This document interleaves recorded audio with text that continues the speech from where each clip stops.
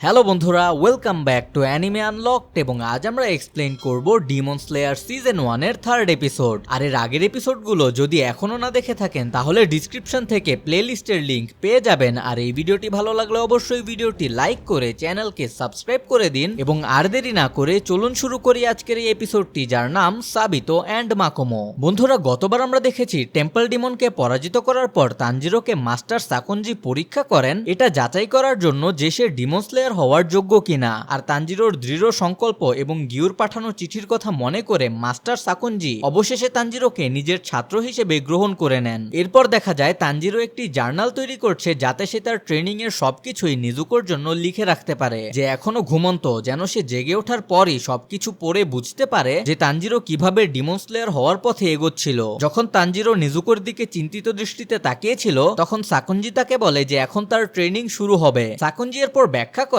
যে Demon Slayer করে কয়েক শত সদস্য রয়েছে এবং যদিও এটি জাপানের সরকার দ্বারা স্বীকৃত নয়, তবুও প্রাচীনকাল থেকেই সক্রিয় এই সংগঠনটি এখনো ডিমনদের শিকার করে চলেছে। তবে এই সংগঠনের লিডারের পরিচয় এখনো অজানা। এরপর সাকুনজি তানজিরোকে ডিমনদের সম্পর্কেও বোঝান যে ডিমনরা আসলে মানুষদের হত্যা করে তাদের খেয়ে ফেলে, আর কিভাবে এবং কখন তারা প্রথম দেখা দিয়েছিল তা এখনো অজানা। তবে যেই বিষয়ে নিশ্চিত হওয়া যায় তা হলো তারা শারীরিকভাবে অত্যন্ত শক্তিশালী এবং তাদের রিজেনারেশন ক্ষমতা অনেক বেশি। কিছু ডিমন তাদের রূপ পরিবর্তন করতে পারে এবং প্রত্যেকেরই একেবারে আলাদা ক্ষমতা থাকে। আর এদের হত্যা করার একমাত্র উপায় হলো সানলাইট অর্থাৎ সূর্যের আলো অথবা একটি বিশেষ তলোয়ার, যা সম্পর্কে আমরা সামনের এপিসোডগুলোতেই জানবো। আর যদিও মানুষের রিজেনারেশন ক্ষমতা ডিমনদের তুলনায় অনেক ধীরগতির এবং তাদের শরীরের কোনো অঙ্গ কাটা পড়ে গেলে তার ফেরত পাওয়া যাবে না, তবুও এই মৃত্যু ঝুঁকি নিয়েই তারা ডিমনদের বিরুদ্ধে লড়াই করে চলেছে শুধুমাত্রই অন্যদের রক্ষা করার জন্য। কিছু ব্যতিক্রম বাদে তাদের নিয়ে আরেক সময় কথা বলবো। ট্রেনিং শুরু হওয়ার পর সাকুনজি ব্যাখ্যা করেন যে একজন মেন্টর হিসেবে তিনি অন্য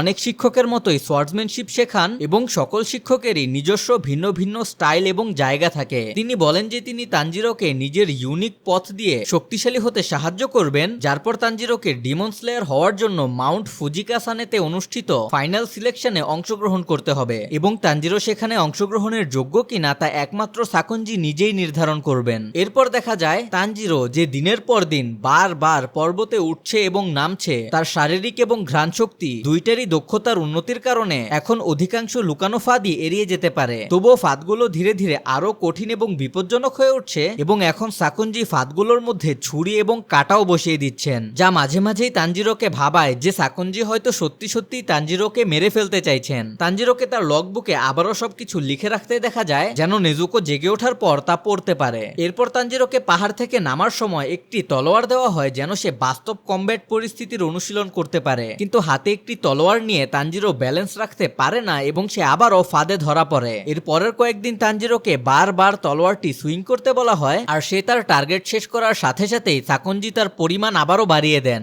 এরপর সাকুনজি তলোয়ারের গঠন ব্যাখ্যা করেন যে তলোয়ারের ব্লেডটি ভার্টিক্যালি শক্তিশালী কিন্তু হরিজন্টালি দুর্বল এবং এখানে চাপ পড়লে সহজেই এটি ভেঙে যেতে পারে। সাকুনজি উদাহরণ দেখান যে কিভাবে সোজা চাপ প্রয়োগ করলে ব্লেডটি দিয়ে সঠিকভাবে কাটা যাবে এবং ব্লেডের দিক এবং সুইং এর শক্তির দিক একই সাথে মিলতে হবে। আর এখানে সাকুনজি তানজিরোকে হুমকিও দেন যে যদি ব্লেড ভেঙে যায় বা কোনোভাবে ক্ষতিগ্রস্ত হয় তাহলে তিনি তানজিরোর হাড়ও ভেঙে ফেলবেন। পরবর্তী লেসনে সাকুনজি তানজিরোকে বারবার ফেলে দিচ্ছিলেন যেন তানজিরো শিখতে পারে যে কিভাবে সঠিকভাবে পড়ে আহত না হয়েই আবারও দ্রুত উঠে দাঁড়াতে হয়। এরপর সাকুনজি তাকে নির্দেশ দেন যেন তানজিরো হাতে তলোয়ার নিয়ে তার দিকে ছুটে আসে, আর তানজিরো তার সর্বোচ্চ গতি এবং আসলেই সাকুনজিকে হত্যা করার ইচ্ছা নিয়ে ছুটে গেলেও নিরস্ত্র সেই বৃদ্ধ শিক্ষক সহজেই তাকে উল্টে ফেলে দেন। এখানে তানজিরো উল্লেখ করে যে সাকুনজি অবিশ্বাস্য রকমের শক্তিশালী, আর প্রতিবারই যখন তানজিরোকে এমন ভাবে ছুঁড়ে ফেলা হয় সে নিজের পতন থামাতে পারছিলই না। এরপর তানজিরোকে শেখানো হয় একটি বিশেষ ব্রিদিং টেকনিক বা নিঃশ্বাসের কৌশল, যার নাম হচ্ছে টোটাল কনসেন্ট্রেশন ব্রিদিং, এবং সাকুনজি তাকে আরো বলেন যে তিনি তাকে ওয়াটার ব্রিদিং এর পুরো 10টি ফর্মই শেখাবেন। তাকে গভীরভাবে নিঃশ্বাস নিতে বলা হয় যাতে অক্সিজেন তার শরীর জুড়ে প্রবাহিত হতে পারে এবং তার ন্যাচারাল হিলিং ক্ষমতা বাড়িয়ে তার আত্মাকে স্থিতিশীল এবং সক্রিয় রাখতে পারে। কিন্তু যখন তানজিরোকে বলা হয় তার শরীরের উপরের অংশ রিল্যাক্স করে নিচের অংশ শক্ত করতে এবং নিঃশ্বাস নিতে, আর সে দীর্ঘ নিঃশ্বাস নেয়, তার ভুল পদ্ধতির কারণে সাকুনজি তাকে পেটের মধ্যে খুব জোরেই একটি চড় মারেন। পরে যখন তানজিরো টোটাল কনসেন্ট্রেশন ব্যবহার করে বিভিন্ন ফর্ম অনুশীলন করে তখনও সে বারবার ভুল করে এবং পেট শক্ত করে না রাখার কারণে সাকুনজি তাকে বারবার চড় মারতেই থাকেন। এরপরই সাকুনজি তাকে একটি ঝর্ণার কাছে কাছে নিয়ে গিয়ে পানির সাথে এক হয়ে যেতে বলেন, আর এটি বলার সাথে সাথেই তিনি তানজিরোকে এই ঠান্ডা নদীতে লাথি মেরে ফেলে দেন। তার ট্রেনিং শুরু হওয়ার পর 6 মাস কেটে গেলেও নেজুকো এখনো ঘুমে রয়েছে। সাকুনজি একজন ডাক্তারকে ডেকে এনেছিলেন তাকে পরীক্ষা করার জন্য, কিন্তু ডাক্তার কোনো কিছুই অস্বাভাবিক পান না। প্রতিদিন সকালেই তানজিরো আতঙ্কে থাকে যে হয়তো সে একদিন সকালে ঘুম থেকে উঠবে এবং দেখতে পাবে যে নেজুকো আর বেঁচে নেই। তানজিরো মাউন্ট সাগিরিতে আরো কিছু সময় উঠে এবং নিচে নামা সম্পন্ন করে সেই পর্বতের দুর্গম পথ অতিক্রম করে এবং ফাঁদগুলোর মোকাবেলা করতে সম্পূর্ণরূপে সক্ষম হয়ে উঠেছে। কিন্তু হঠাৎ করেই তানজিরোকে ছাত্র হিসেবে গ্রহণ করার 1 বছর পর সাকুনজি তাকে জানায় যে তার শেখানোর মতো আর কিছুই নেই। তিনি বলেন যে এখন তানজিরোর সফলতা শুধু তার নিজের উপরই নির্ভর করছে। এরপর তিনি তানজিরোকে নিয়ে হাঁটতে হাঁটতে একটি খোলামেলা জায়গায় নিয়ে যান, যেখানে দেখা যায় একটি বিশাল বোল্ডার যার উপর সাইড বা শিডে ঝোলানো ছিল। উচ্চারণ ভুল হলে ক্ষমা চাচ্ছি। সাকুনজি বলেন যে তিনি শুধুমাত্র তখনই তানজিরোকে ফাইনাল সিলেকশনে অংশ নিতে দিবেন যদি তানজিরো এই বোল্ডারটা কেটে ফেলতে পারে। আর এত বড় একটি চ্যালেঞ্জ শুনে তানজিরো স্তব্ধ হয়ে যায়, আর তার মনে হয় যে সে যদি এই বোল্ডারটা কাটার চেষ্টা করে তাহলে তার তলোয়ারই ভেঙে যাবে। সে তখন চলে যেতে থাকা সাকুনজিকে ডাক দেয়, কিন্তু সাকুনজি আর কোনো কিছু না বলেই সেখান থেকে চলে যান। তারপর বোল্ডারের সামনে একটি স্ট্যান্স নিয়ে তানজিরো তা প্রথম আঘাতেই কাটার চেষ্টা করে, কিন্তু তা সহজেই ব্যর্থ হয়ে যায়। এরপর সম্পূর্ণ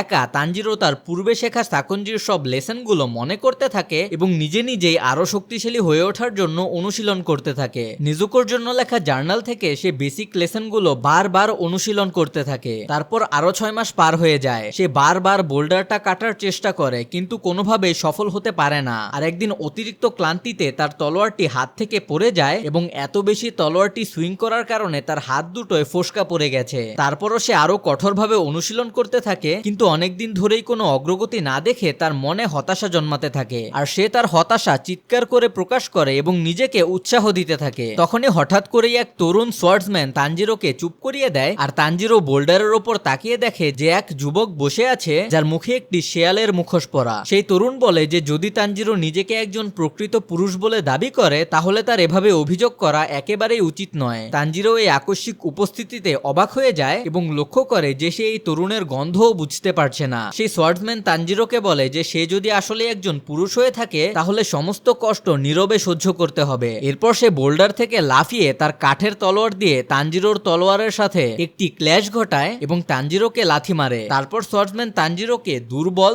ধীরগতির এবং অপরিণত বলে ব্যঙ্গ করে এবং বলে যে তানজিরো একজন প্রকৃত পুরুষ হওয়ার ধারে কাছেও নেই। এরপর তানজিরো তাকে জিজ্ঞেস করে যে সে এখানে কি করছে, আর সেই সোয়ার্ডসম্যান উল্টো তানজিরোকে সে একই প্রশ্ন করে। তানজিরো যার জবাবে বলে যে সে প্রশিক্ষণ করছিল। আর তখন সোয়ার্ডসম্যান তাকে জিজ্ঞেস করে যে তানজিরো কতক্ষণ আর বসে থাকবে আর কখন সে একটা ঠিকঠাক স্ট্যান্স নেবে। এই কথায় তানজিরো পরিস্থিতি কেমন তা টের পায় এবং একটি কমব্যাট স্ট্যান্সে উঠে দাঁড়ায়। তরুণ সোয়ার্ডসম্যান তানজিরোকে আক্রমণ করতে বলে, কিন্তু তানজিরো দুশ্চিন্তায় পড়ে যায় কারণ তার কাছে ছিল একটি আসল তলোয়ার আর সোয়ার্ডসম্যানের কাছে একটি কাঠের প্র্যাকটিস তলোয়ার। তবে এই কথা শুনে তরুণটি শুধু হাসতে থাকে এবং ব্যঙ্গ করে বলে, তুমি ভাবছো তোমার একটাও আঘাত আমার গায়ে লাগবে? এরপর সে অবিশ্বাস্য গতিতে তানজিরোর দিকে ঝাঁপিয়ে পড়ে এবং জানায় যে সে অনেক বেশি শক্তিশালী কারণ সে এই বোল্ডারটা কেটে ফেলেছিল। যা শুনে তানজিরো পুরো হতবাক হয়ে যায়। এরপর সে গাছের উপর দিয়ে দ্রুত গতিতে ছুটে বেড়াতে থাকে এবং জঙ্গলে তার দক্ষতা প্রদর্শন করে তানজিরোকে মাটিতে ফেলে দেয়। তারপর সে তানজিরোকে তিরস্কার করে বলে যে সে কিছুই ঠিকঠাক আয়ত্ত করতে পারেনি, বিশেষ করে সাকুনজির শেখানো ব্রিদিং টেকনিক্স। আর এগুলো শুনে তানজিরো বুঝতে পারে যে এই অজানা ব্যক্তিটি শুধুমাত্র সাকুনজিকে চিনেই না বরং সে ব্রিদিং টেকনিক সম্পর্কেও জানে। সোয়ার্ডসম্যান তখন বলে যে তানজিরো শুধুমাত্রই সেই লেসনগুলো মুখস্থ করেছে, কিন্তু সেগুলো সে কখনোই সঠিকভাবে শিখেনি। সে জিজ্ঞেস করে যে গত 1.5 বছর ধরে তানজিরো আসলে করছিলটা কি। যার পর সোয়ার্ডসম্যান আবারও আক্রমণ করতে করতে বলে যে তোমার শরীরে ঠুকিয়ে এই শিক্ষা গেঁথে দাও যাতে মাস্টার সাকুনজি যা শিখিয়েছে সেটা কখনোই ভুলে না যাও। তখন তানজিরো বলে যে আমি তো বহুদিন ধরেই চেষ্টা করে যাচ্ছি কিন্তু কোনো উন্নতি হচ্ছে না। যার জবাবে সোয়ার্ডসম্যান বলে যে এখন তোমার সামনে একটাই পথ, সামনে এগিয়ে যাওয়া। এই বলে সে আবারও আক্রমণ চালিয়ে যায়। সে তানজিরোকে আবারও আক্রমণ করতে বলে আর তানজিরো এবার সম্পূর্ণ শক্তি দিয়ে ছুটে আসে, কিন্তু তানজিরোর আঘাত এড়িয়ে গিয়ে সোয়ার্ডসম্যান তার কাঠের তলোয়ার দিয়ে তানজিরোর চোয়ালে আঘাত করে এবং তাকে অচেতন করে দেয়। তানজিরো মাটিতে পড়ে গেলে সোয়ার্ডসম্যান ধীরে ধীরে বলে যে বাকিটা তোমার উপর ছেড়ে দিলাম। আর তখনই দেখা যায় এক তরুণী সেখানে প্রবেশ করছে। যখন তানজিরো জ্ঞান ফিরে পায় তখন মেয়েটি যে তার পাশে বসেছিল জিজ্ঞেস করে সে ঠিক আছে কিনা, কিন্তু তানজিরো উত্তেজনায় তাকে জিজ্ঞেস করে যে সে কি দেখেছে কি অসাধারণভাবে স্ট্রাইক করে তাকে মারা হয়েছিল এবং কতটা নিখুঁতভাবে সে সোয়ার্ডসম্যান আঘাত করেছিল। সে জিজ্ঞেস করে আমি কি তার মতো শক্তিশালী শক্তিশালী হতে পারবো? যার জবাবে মেয়েটি কোমলভাবে হেসে বলে যে তুমি পারবে, কারণ আমি তোমার খেয়াল রাখবো। আর তখনই সেই মেয়ের চেহারার সৌন্দর্য দেখে লজ্জায় তানজিরোর গাল পুরো লাল হয়ে যায়। তারপর জানা যায় যে মেয়েটির নাম মাকোমো এবং সেই সোয়ার্ডসম্যানের নাম হলো সাবিতো। মাকোমো তানজিরোর সকল ভুল এবং ত্রুটি সংশোধন করে দেয় এবং তার ফর্ম উন্নত করতে সাহায্য করে। সে দেখিয়ে দেয় যে কি কি অপ্রয়োজনীয় মুভমেন্ট তানজিরো করছিল আর কি কি বাজে অভ্যাস সে আয়ত্ত করেছিল। কিন্তু যখন তানজিরো জিজ্ঞেস করে যে সে কোথা থেকে এসেছে এবং কেন সে তানজিরোর সাহায্য করছে, মাকোমো কোনো উত্তর না দিয়েই বলে যে আমি আর সাবিতো উভয়ে সাকুনজিকে খুব ভালোবাসি। মাকোমো আর সাবিতো ভাই বোন ছিল না, তবে তারা দুইজনেই তাদের বাবা মাকে হারানোর পর সাকুনজির দ্বারা লালিত পালিত হয়েছিল। মাকোমো জানায় যে তাদের মতো আরো অনেক শিশু আছে যারা তানজিরোকে সবসময় পর্যবেক্ষণ করছে। আর যদিও মাকোমোর আচরণ তানজিরোর কাছে স্বপ্নের মতো এবং রহস্যময় মনে হয়, তারপরও মাকোমোর কাছ থেকে সে টোটাল কনসেন্ট্রেশন ব্রিদিং এর গুরুত্ব শিখে নেয়, যেটার কাজ হলো রক্ত সঞ্চালন করা এবং হৃদস্পন্দন বাড়িয়ে দেওয়া, যার ফলে শরীরের তাপমাত্রা বেড়ে গিয়ে তানজিরো একজন মানুষ হয়েও একটি ডিমনের সমান শক্তিশালী হতে পারে। আর এখানে সবচেয়ে গুরুত্বপূর্ণ শিক্ষা হলো তার ফুসফুসের ক্যাপাসিটি বাড়াতে হবে, যাতে শরীরে প্রচুর পরিমাণে বাতাস প্রবেশ করে এবং তার হাড় ও মাংসপেশি শক্তিশালী হয়ে ওঠে। এই কৌশলের কার্যকারিতা বুঝতে না পেরে তানজিরো আবারও জিজ্ঞেস করে যে আমি কিভাবে এই ক্ষমতা অর্জন করব, যার উত্তরে মাকোমো শুধুই বলে যে মৃত্যু পর্যন্ত প্রশিক্ষণ করো, এর থেকে বেশি তুমি আর কিছু করতেও পারবে না। এরপর তানজিরো তলোয়ার সুইং করতে করতে তার লাং ক্যাপাসিটি বাড়ানোর জন্য কঠোর প্রশিক্ষণ চালিয়ে যায়, কিন্তু যখনই সে সাবিতোর সঙ্গে লড়াই করতে যায়, সাবিতো অনায়াসেই তাকে হারিয়ে দেয়। আরো 6 মাস পার হয়ে যায়। তানজিরো আর সাবিতোর একটি চূড়ান্ত ম্যাচ শুরু হবে, আর এবার সাবিতো আসল তলোয়ার বের করে এবং তানজিরোকে বলে যে তোমাকে এখন একজন প্রকৃত পুরুষের মতো দেখাচ্ছে। আর তানজিরো এর জবাবে বলে যে আজ আমি জিতবই। তানজিরো নিজেকে শক্তিশালী করতে গভীরভাবে শ্বাস নেয় এবং ভাবে যে সরাসরি এমন মুখোমুখি লড়াই সবসময় সোজা হয়, যে বেশি শক্তিশালী এবং দ্রুত সেই জিতবে। তারপরে তারা একে অপরের দিকে ঝাঁপিয়ে পড়ে, কিন্তু তানজিরোই প্রথমে আঘাত করে এবং 1 সেকেন্ডেই লড়াইটি শেষ হয়ে যায়। আর এই 6 মাসে এই প্রথম ছিল যে তানজিরোর ব্লেড সাবিতোকে ছুঁতে পেরেছিল। তার তলোয়ার সাবিতোর মুখোশ কেটে ফেলে, যার পর সাবিতোকে দেখা যায় যে তার চেহারায় একটি প্রশান্তির হাসি ছিল।